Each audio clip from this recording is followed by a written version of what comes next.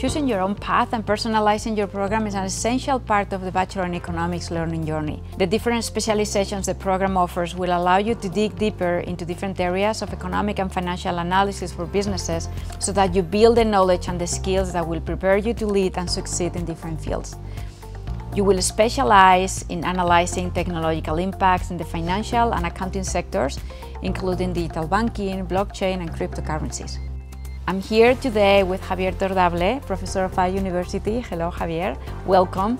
Please let us know a little bit about the Bachelor in Economics. Can you briefly explain what are the topics this track is focused on? Yes, thank you for having me. This track focuses on understanding economic systems through analytical lenses such as econometrics, risk management, and finance. In this track, students study the concepts of risk analysis, decision-making, economic analysis, real-world finance cases in industries ranging from fintech and digital banking to assess and portfolio management. The students gain first-hand insights into how financial analysis is applied to the valuation of companies, how to manage the assets of your business based on investment objectives, and how to get competitive edge in trading. Excellent. What type of a student's profile is this track designed for?